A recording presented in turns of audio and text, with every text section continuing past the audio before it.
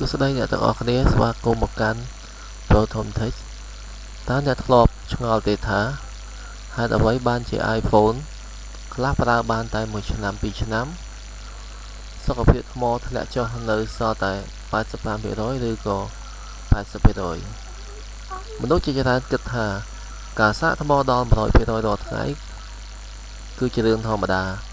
ប៉ុន្តែ iPhone បានបន្ថែមមុខងារមួយឈ្មោះថា Charging Limit ដែលអាចឲ្យអ្នកកំណត់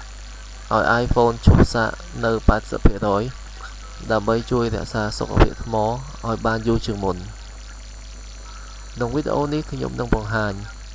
ថាតើ Charging Limit ជាអ្វីហេតុអីគួរប្រើរបៀបបើកនិងគួរប្រើ 80 ឬ 100% តោះចាប់ផ្ដើមទាំងអស់គ្នាចំណុចទី1គឺ Charging Limit ជាអ្វីអ្នកដឹងទេថាថ្មរបស់ iPhone គឺប្រើបច្ចេកវិទ្យាគឺពួក Lithium battery ថ្មប្រភេទនេះមានអាយុកាលកំណត់រាល់ពេលសាកនិងប្រើប្រាស់វានឹងចាស់បន្តិចម្ដងនៅពេលសាកចិត្តដល់ 100% ថ្មទទួលរងសម្ពាធខ្ពស់ជាងការសាកនៅកម្រិតទាបដូចនេះការរក្សាថ្មនៅជិត 100% ជាញឹកញាប់អាចធ្វើឲ្យសុខភាពថ្មថយចុះលឿនជាងការរក្សាទុកនៅកម្រិតមធ្យម Charging Limit គឺជាមុខងារដែលអនុញ្ញាតឲ្យអ្នកកំណត់អតិបរមានៃការសាកដូចជា 80% នៃការកាត់បន្ថយសម្ពាធលើថ្មចំណុចទី2តើវាមានអត្ថប្រយោជន៍អីបើអ្នកប្រើ Charging Limited 80% អ្នកអាចទទួលបានអត្ថប្រយោជន៍ដូចជាថ្មចាស់យឺតជាងចង់និយាយថាថ្មអត់ងាយវិវត្តទៅរកភាពចាស់ Battery Health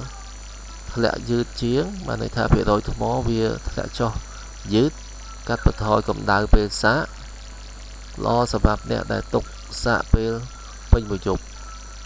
ប៉ុន្តែវាមានគុណវិបត្តិតិចមួយគឺអ្នកនឹងមានថាមពលប្រើប្រាស់ថ្ម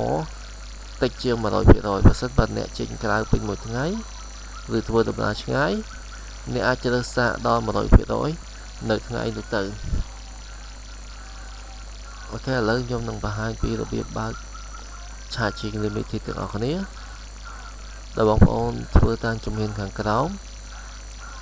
ដំបូងបងប្អូនបើក Setting អូខេចូលទៅ Battery ចុចយកពាក្យ Charging ចុចយក Charging Limit ជ្រើសអូសមក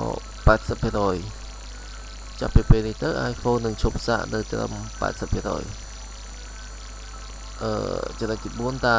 iPhone ណាខ្លះដែលមានមុខងារនេះ Charging Limited មាននៅលើ iPhone 15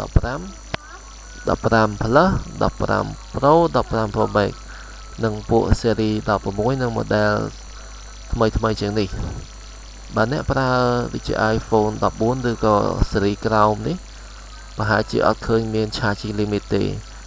អញ្ចឹងជំនួសមកវិញអ្នកអាចប្រើ Optimize Battery Charging ដែលជួយពន្យាពេលសាកលើស 80% ដោយស្វ័យប្រវត្តិអូខេអញ្ចឹងតើបងប្អូនគួរជ្រើស 80% ឬ 100% បើអ្នកធ្វើការក្នុងការិយាល័យឬនៅផ្ទះអ្នកអាចសាកទូរស័ព្ទបានគ្រប់ពេល 80% គឺជាជម្រើសល្អសម្រាប់ការពារថ្មប៉ុន្តែនៅណាធ្វើដំណើរឆ្ងាយប្រើ GPS លេងហ្គេមឬថតវីដេអូកំពុងសាក 100% ក៏សមរម្យដែរដើម្បីឲ្យមានថាមពលប្រើប្រាស់គ្រប់គ្រាន់និយាយឲ្យស្រួលយល់ 80% សម្រាប់អ្នក